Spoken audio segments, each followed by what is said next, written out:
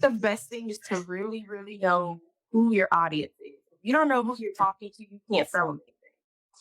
And a lot of people drop the ball there. They just jump into ads, and it's like you. They a lot of times people think everybody is their audience, and everybody is not your audience. You have to really fine tune those demographics. And these people who have purchased things online before. What does their home life look like? They have disposable income? Just you have to think about all of these factors before you could really run an advertising campaign.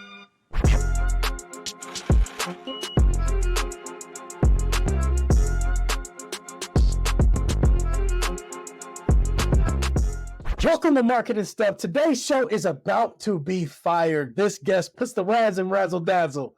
If you are a returning guest, welcome back to the Winner's Circle. I appreciate your support. And if this is your first time, welcome to the crew. This show is designed to help you level up your marketing game in a way where you don't feel like you're overwhelmed or drowning by the massive amount of information. Make sure you hit the subscribe button so you get notifications about any episodes. But that's enough of this show stuff. Let's go ahead and get dived in. Coach Razz helps small business owners get predictable traffic and deliver amazing results through advertising and social media. Thank you so much, Coach Razz, for joining the show. I appreciate you for coming today. Thank you for having me. I'm excited. Absolutely. And just as something that we do that's pretty interesting on this show is we introduce a guest and then we let them know where we met them from. I did not meet Coach Razz on TikTok. If you've been counting so far, this is now the time for you to send in your count. Let me know how many guests so far I've met on TikTok. And if you're correct, then you'll get a prize. Today, we're going to be talking about advertising. So if you're a small business owner or a marketer that's looking to get into advertising and not sure where to start, then this is the show for you.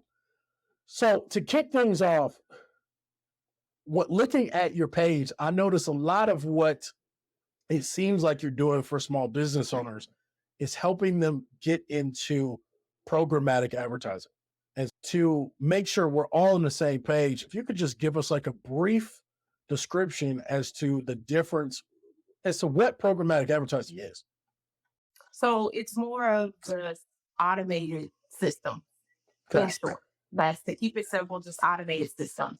I started off doing my business with organic marketing, and that's what I specialized in. I still do it because, of course, you need an organic marketing strategy. That's very important. Yeah. But as your business grows, you need those systems in place to help you automate everything. Automation is key to free up your time and give you that free lifestyle without having to be stuck to your business all day, every day. So I highly recommend it. Just finding systems to kind of help you build from the organic side of things. And I know that's a big focus for people, but you really want to, if you want to grow, you need automation. Yeah, absolutely. And so to add a little context to what Coach is saying here is once upon a time ago, ads were, in order for you to get an ad on a website or you to get an ad anywhere, if you wanted it in 12 different places, you actually have to call 12 different places to get them to put that ad there, right? And you had to make 12 different deals. Mm-hmm. With programmatic, it's like you go to one place and then they make the 12 deals for you. So it's Right. one less thing that you have to worry about when you're thinking about it as a marketer, as a small business owner. The thing that is challenging about marketing more than anything else, in my opinion, is some of the language. And so what I would tell anyone when they're thinking about getting into ads or anything of that nature, don't let the language scare you, right? Let's just peel back the layers and see what it's really about. But, when we think about this type of advertising specifically, it's just saying that there's an automated tool that's going to place it in all the places that you want it to be in. So, Coach, I appreciate you giving us that brief description, explaining what that is, because, when I first got into marketing and I was like placing Facebook ads, and then somebody's like, "Oh, are you doing programmatic?" And I'm like, "I don't know what is that." I don't know what that is. And they made it sound like it was this like big thing, right? Like it's the wave of the future. And then after I started doing research, I was like, Facebook is programmatic, Google Display is programmatic. Like anything that I'm doing now today is programmatic. Correct. Yep. So it's like you're being weird, especially if you call an Amazon they don't let you, depending on which Amazon platform you're trying to run ads on, some of it is still old school, right? You got to call and you have to have a certain budget. And then there's the new school stuff that they'll let you do it. They'll let you do it yourself, right? Yeah, And so they were like, the girl was like, "Yo, we run programmatic," and I was like, "All your stuff is programmatic." everything, every bit of it. So that doesn't help me. But I think that leads us into the first question. Like, if I'm a small business owner or I'm a marketer working with a company that has never really done advertising, how do I know that this business is ready to jump into that space? I think for me, and I know everybody may look at it different, but I feel like for me, you know that you're ready to jump into the advertising space when you have exhausted all your organic uh, avenues. So organic is your focus, and you're constantly stuck to your phone, or you're always on the computer. You don't have any free time. It's time to do something different. Bring in this option to kind of essentially automate things and take over that posting for you. Got it. Got it. So what you're saying is, and just to make sure I'm hearing you correctly, it's like after a business has done the organic game, has seen some results from the organic approach. Now it's time to now it's time to move into paid. And level up essentially. Okay. And then what are those results need to look like for them to be, like real results, right? Like if I'm posting on Facebook and I get one customer a week, is it time? Or do I need to spend more time on Facebook and figure my Facebook stuff out? Or I'm getting one or two customers a week from Facebook. Does it make more sense for me to now spend time on TikTok, or should I go ahead and jump into paid? I think it's always good to find one platform, build it, grow it organically, and then add your paid advertising to that. Okay. Once you get that going, running, automated, and you're starting to get some conversion, then of course bring a secondary platform Okay. into the and then do the same thing. Just brand it, grow your brand awareness, have your content going, Yeah. start running ads for that, and so forth and so forth. Absolutely. Absolutely. Well, I like that. I'm a huge fan of using organic as a way to test your Mhm. potential paid content, right? Yeah. Um, More so, particularly Facebook Reels, TikTok. It's a Mhm. really great place for you to test content to see if it's going to perform well. Uh, Right. because nowadays you can't get on Facebook and put up a post and think you're gonna get any type of feedback. But you Right. can't you can't drop a reel and see if you did four different reels or four different TikToks, which one got the most love, and that can shorten some of the because I I think some of this question kind of again leads us to the next question, but some of the fear is when I start putting money behind this thing, how do I know I'm going to get my money back? Right. And then that leads to um how can I well, I'm gonna say that question for later. How much should I spend when I'm just getting started? So with my clients, when they come to me and they're new to advertising, I tell them to try to spend at least $10 to $20 a day. Okay. Nothing too crazy, just Right. $10 to $20 a day because one, it's doable, Right. and two, you don't know what's going to happen with advertising. You've never Yeah. done it. You have to go through the trial and error. You have to figure out what content converts the most, what Absolutely. converts better. But again, that also comes with because what I've noticed is a lot of times people are like, you know what, I post every now and then. I'm not consistent. They don't Yep. have an organic brand awareness. And they think that they can come to me and I can magically make all these ads and they're going to be rich overnight. And it's like people, although ads are great, it's a really great benefit. Your following still needs that organic strategy, especially those people who are not, they've never come across your content before. They need to Right. see the organic side to know that you're a real business, you offer real products and services, and things of that nature. Got it. So basically what you're asking your clients to do is sacrifice 2 to 3 trips to Starbucks a day Exactly. to be able to kind of put some oomph behind their behind their business. $300 a month. Yeah, That's start that's there. doable. That is very doable. And I love that you start them, hey, we can do this for $10 to $20 a day. Because I think sometimes when people think about running ads, they're like, I need thousands of dollars. Right. And I was talking to a friend of mine the other day, and I was like, sometimes I run awareness campaigns for $1 a day on my videos. And like I put out 5 video. Well, it ends up being about that $10 a day, but it's Right. multiple videos, right? So it's like I put out 10 videos that have done well on Reels that I want a little more love on, and I'm willing to spend the money. And it's like I can improve my visibility to Yeah. then do the things that I want to do in the future of running conversion campaigns. And I don't want to get too technical here because we might have to bring you back to talk more strategy, specifically on execution. We can talk shop a little bit about how you feel about awareness to conversion campaigns, but Right. not to confuse people. But so you said I would have them do, about $10 to $20 a day. If I'm trying to do this myself and I'm not ready to work with a professional, maybe it's because I'm fearful, right? Sometimes as marketing folks, we get a bad rap. Yeah. Oh man. Because it's like we always trying to sell somebody something, or trying to push something down somebody's throat that they shouldn't need, that they don't need yet, right? So if I'm trying to do this myself because I just want to kick the tires on it, how do I get the most out of my budget if I'm doing it on my own? I think the best thing is to really, really know who your audience is. If you don't know Yeah. who you're talking to, you can't sell them anything. Right. And a lot of people drop the ball there. They just jump into ads, and it's Yeah. like they. A lot of times people think everybody is their audience, and everybody is not your audience. You have to really fine tune those demographics. Are these people who have purchased things online before?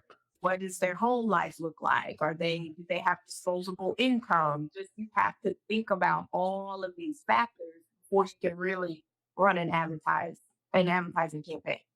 So once you know your target audience, that's really the best way to kind of fine tune and get the most out of your money. Yeah. A mentor of mine talks about, well, a couple of them actually. I've been hearing this more and more. It's like start thinking more the little things that most people don't even talk about. But what magazines do they read? Because people still read Right. magazines. This is real.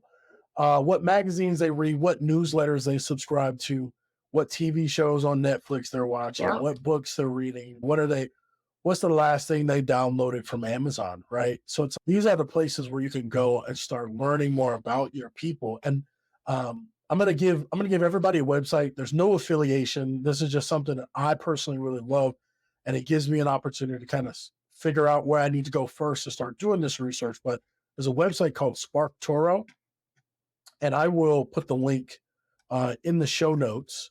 Again, it's not sponsored. I just really love it. And it lets me do things like if there's a customer that I have that I know something really vague about them, right? Mhm. Like they might put that they're a business owner in their profile. I can go to Sparturo and type in business owner, and it will give me a lot of the stuff that we're talking about right now as really solid jumping off points. And then I can Right. start collecting all the other things that I need to get in order to build a solid customer profile because it's starting, right? That's the Right. hardest part of knowing where to go. So if you want access to that, I'll link it below. Go over there, check it out. You get 3 free searches a month or something like that. So if you just are doing this for yourself, you should be able to get some okay stuff started with just that. And I've done some trainings on this before. I will link one of them below so you can get access to that as well. Again, absolutely free. There's nothing, I'm not selling nothing here. I just want to help y'all out. Okay. So we need to make sure that we know who our target audience is. So talk to us a little bit about when you're doing this for your clients, what are some of those things that you're looking for that you find that most small business owners are missing? in regards to their target audience. Yeah. I mean, it's just a lot of times just the unknown. They just don't know. So what I do is I usually give them like a customer avatar form Yep. and I'll make them fill it out. And it ask them certain questions like, what do you think your ideal audience looks like? And then it'll have questions of what'll actually determine what their audience looks like. Yeah. I mean, Okay. because for me, I mean, I don't know everything, but I do know if you don't know who you're talking to, you can't sell anything. Absolutely. Absolutely. It's too many people out here. It's funny because I went to a conference back in December, and the gentleman that I was on the panel with was talking to he like listed out some basic customer demographics, and there's like if you run those demographics, you will find that Prince Harry, or now I guess I think he said Prince Harry and Ozzy Osbourne fit those two. Oh, wow. And so we were laughing because one of the things that as small business owners we have to realize is that demographics are a really great way to create a bucket, but you got to realize that bucket is still really big, Right. right? And our objective and what I'm hearing coach say is before you can talk about and I'm gonna be real with y'all, before you can really create great content, Yep. you need to figure out who who you actually talking to, right? But especially before you can start or think about running ads, you really need to try to figure out who that customer is. My mentor does, if you've never heard of the Pareto principle or you've never done anything with 80-20, my mentor does a really cool process of the 80-20.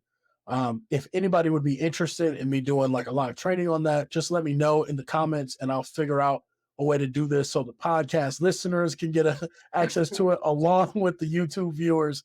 But we might just make a Friday out of that and I'll show everybody what's up and you can see that process because it will take a ton of guesswork out of kind of that high end of who you think, especially more so if you've sold something before. Because I fit and you let me know if this is if I'm wrong here, but I would assume most of your clients, by the time they get into you and thinking about running ads, they've at least done like 20, 30 transactions. Yeah. They've done some work. Okay. Yeah. And see the nice thing is once you've done some transactions, you have data, you have information to be able to make some much better decisions. It makes it easier. Yes. Yes. And the challenge sometimes, and I've talked to some folks about this before, is like getting started tends to be the challenge. And as marketing people, we do want you to do some research, but sometimes starting and just saying, hey, I got this widget, who won it? Gives you the data that you need to figure out like who actually wants it, right? Right. So that can be a great way for you to kind of weed it out. So I share that with any small business owners that are watching. Man, I haven't done this work. Don't fret. It's cool that you haven't done it yet. But now that you have, if you've done at least 50 to 100 transactions, you now have the information you need in order, right, to figure this part out. So we talked about how much do I spend when I'm just getting started. So the next question I have for you is like, how long do I need to wait before I start seeing like any type of results? Well, if you've never run ads before, I say usually give it about 2 to 3 months because you have to go through that trial and error. Yeah. Especially if you've never run ads, and then on top of that, you don't really know your target audience. Yep. You have to go through that process. And I tell people all the time, do not come to me thinking, don't get me wrong, I'm good at what I do, but don't think I'm going to be able to start running ads today and you're going to be making 10K tomorrow. Right? It just doesn't work like that. No. But definitely give it, have realistic expectations. For sure.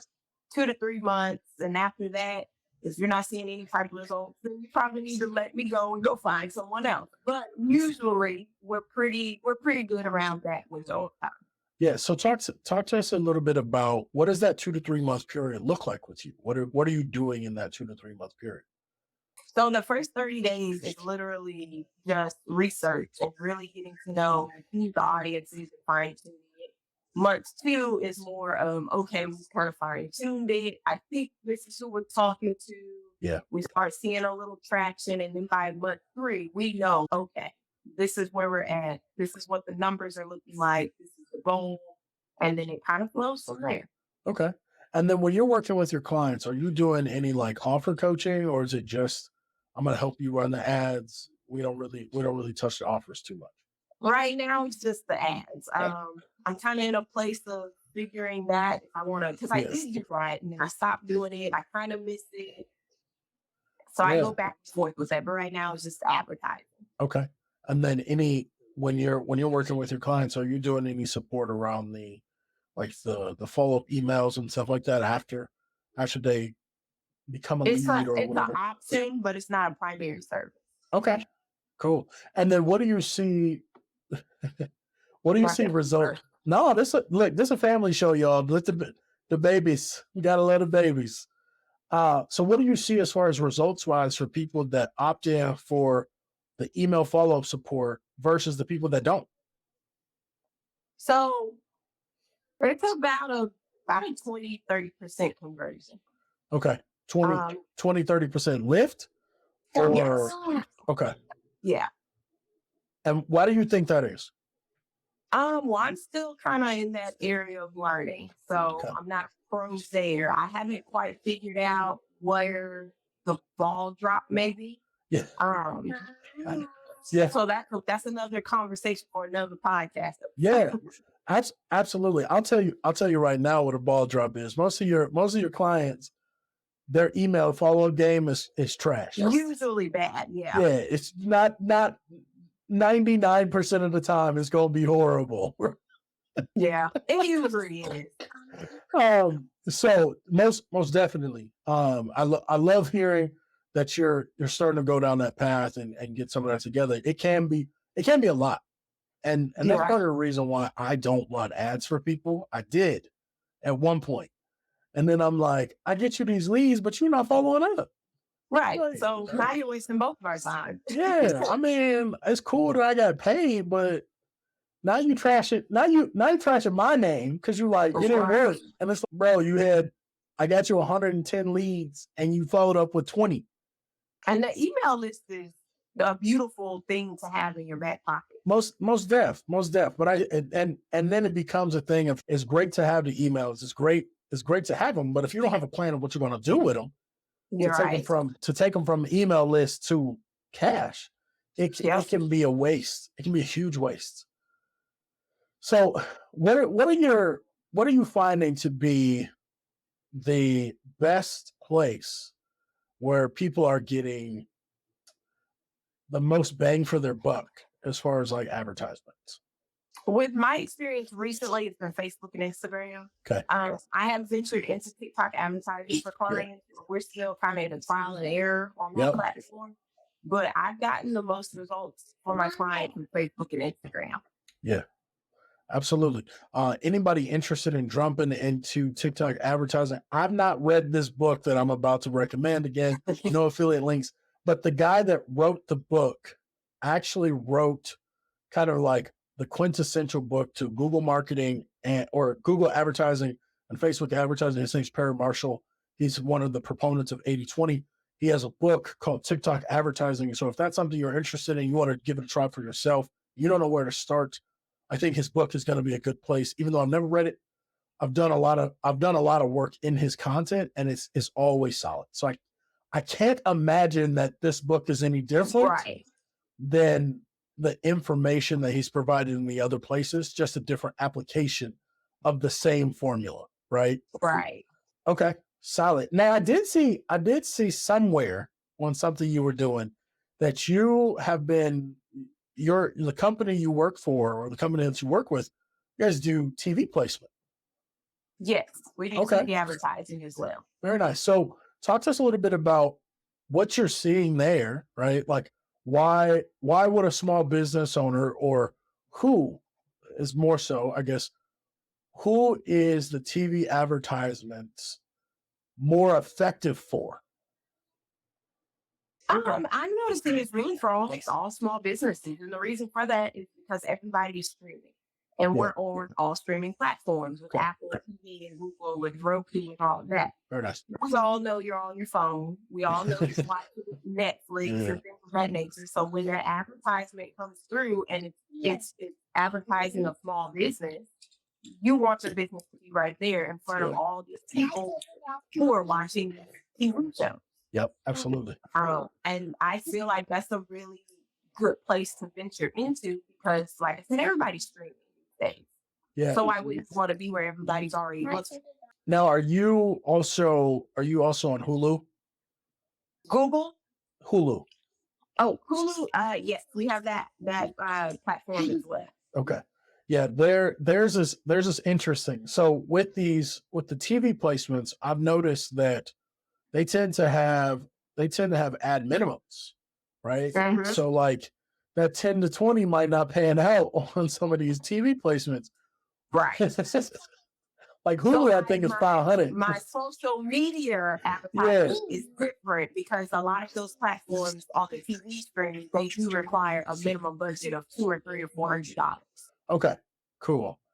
That's at least that's still doable. I think the last time when I looked at Hulu, they were like a $500 minimum.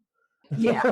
Okay, well, you're not getting this back. Up front, so there's no surprises.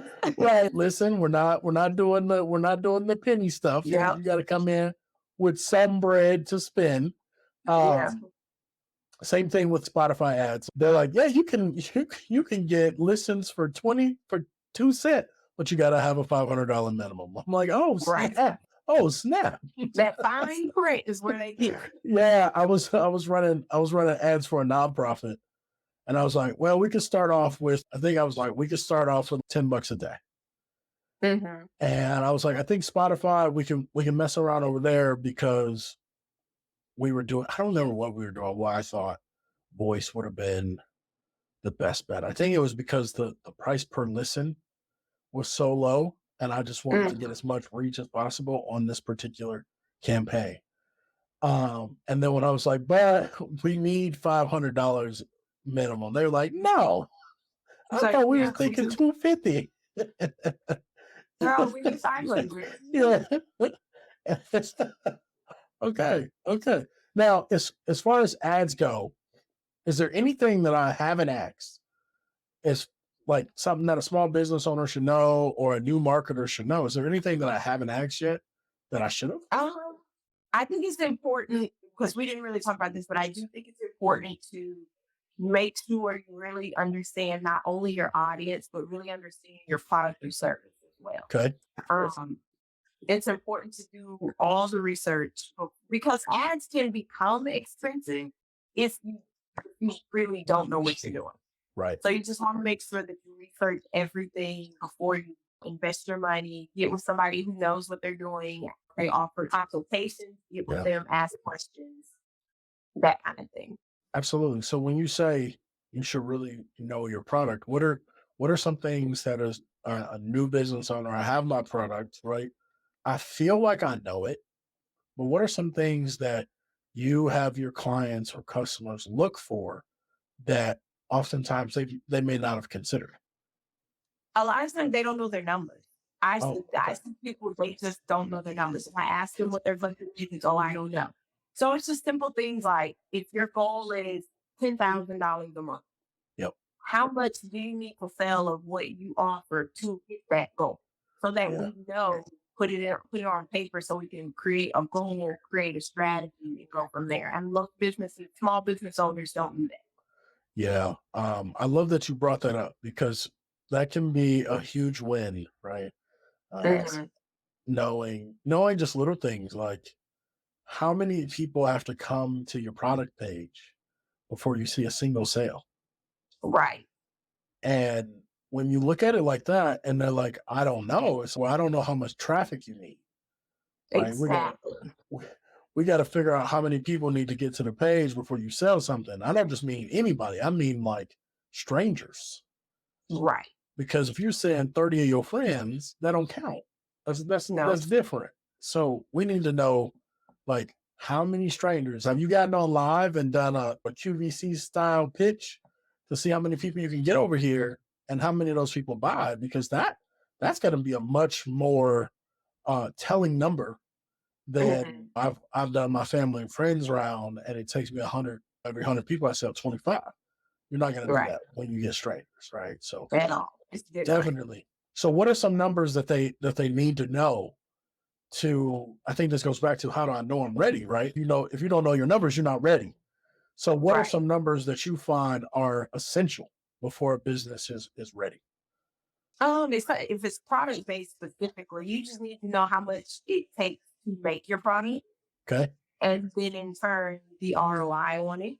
So that's important. So just I mean, it's simple to me and you, but these are things that people just don't think about. Yeah. So you need to know those types of numbers. And like you say, you need to know how many people when they come to your website, how many times does someone have to see it before it converts on average? How many people are coming on average before even one of them converts? Just all you Right. have to think about all those areas. Yeah. The last one I'll throw in there for anybody is like, how many times in a given period does someone keep buying your stuff?